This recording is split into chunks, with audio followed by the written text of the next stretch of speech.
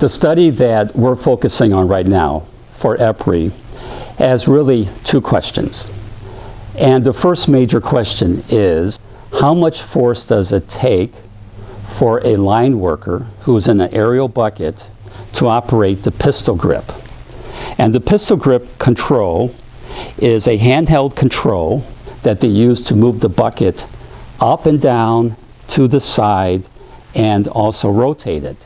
And over the past 20 years that we have been working with field workers, mostly line workers in the electric power industry, the number 2 or 3 complaint from workers has been the amount of force that it takes to operate this pistol grip in the aerial bucket.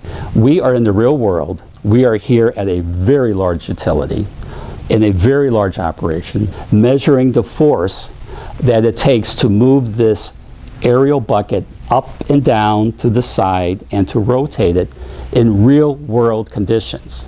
It is very important that you do that because that reflects reality. So it's innovative in that.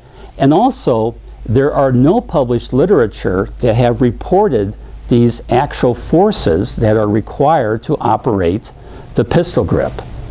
We've had in Duke, and I'm sure in other companies, we've had carpal tunnel cases and other cumulative trauma disorders related to that over the years.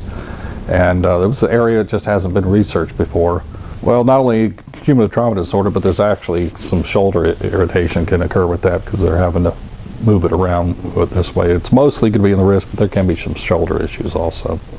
And they've looked at a lot of things over the years, but this is one area that really had not been looked at. You know, nobody, and I think the literature shows that nobody's actually looked at what are the risks and what are the best ways of addressing using those bucket controls.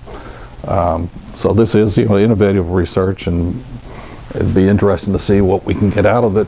Like I said, we have had carpal tunnel cases, cumulative trauma cases that we don't have a whole lot of them, but it'd be better to eliminate them completely and allow our employees to go home healthy and be more productive. The second question that we are addressing today is that of all the first 5 handbooks that we did for EPRI and have been published since 2001, which has 112 recommended ergonomic interventions, is how should a utility then decide to prioritize those recommendations for intervention?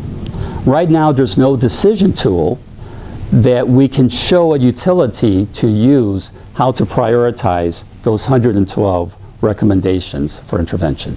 It's just overwhelming trying to give that to a operations or a supervisor out there to look at it, and they don't want to spend all the time looking through it. So we've come up with a process internally to Duke that now EPRI is building on to be able to prioritize and make a decision on this is where we're going to get the most benefit out of the EPRI research.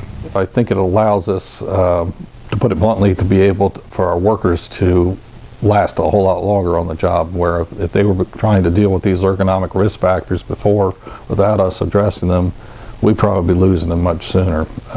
But most of them are able to work a lot longer now. From a morale point of view, we can talk to employees where we've made these changes.